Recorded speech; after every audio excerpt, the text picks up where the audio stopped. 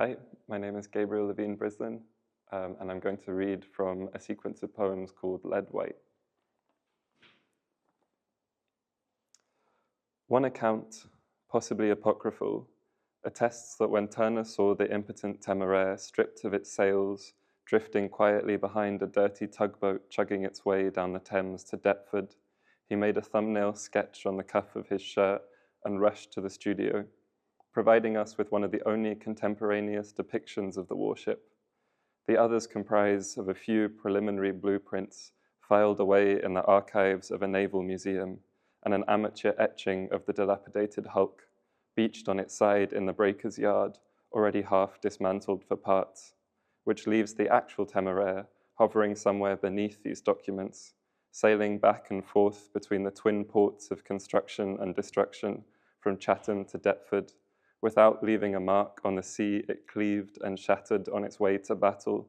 the white water closing behind the hull with the self-effacing patience of the faithful restorer, suspended on a platform of scaffolding, filling in the final gap, the hairline crack where the fresco has flaked and chipped, before packing it in, removing the dust mask, becoming himself again. And this is a poem from the same sequence.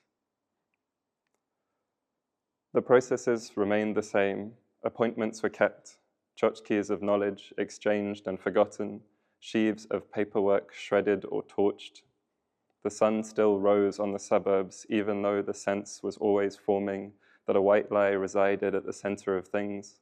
the way the master forger painted messages in pigments laced with lead shavings, with the knowledge that the X-ray would reveal the words, bastard, fake, you've been had, cutting cleanly across the canvas, tangled in the underpainting, the picture's skeleton, as one critic called it, the outlines and limits of the figures having been sketched in the same lead white. Even after the top coats and finishes had crystallized into an image, rendering the message illegible, like a blister closing over a wound, the long scar on my left cheek hardening to a crease your finger could hardly feel, as I recalled tripping and falling onto an iron railing, one corroded spearhead plunged straight to the bone, strangely painless, the only indication the color draining from my friends' faces as particles of lapis lazuli catalyze on a canvas, its sparkling ultramarine degrades to a ghostly shade of gray, blue sickness, they call it, as it spreads like a disease,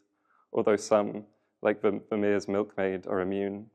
As I turn to face them, blood on my collar, I think I didn't look in the mirror, so the image is a mystery to me. The skin of my jaw torn and sagging, I imagine, swelling to a lopsided scowl when the blue and black stitches pulled the gap shut. The surgeon's final touches like a last layer of varnish locking out the moisture, a kind of closure, although the thin strata of amber the old masters patiently applied to the canvas slowly ripened over time. Coats of translucent resin turning from yellow to brown to bronze, all the way down to the backlit, burnished black that lends the work its unique autumnal glow. In this way, Rembrandt, who died a pauper, perfected his painting's renowned golden tone long after his body was buried in a rented grave, dug up after 20 years, and unceremoniously discarded.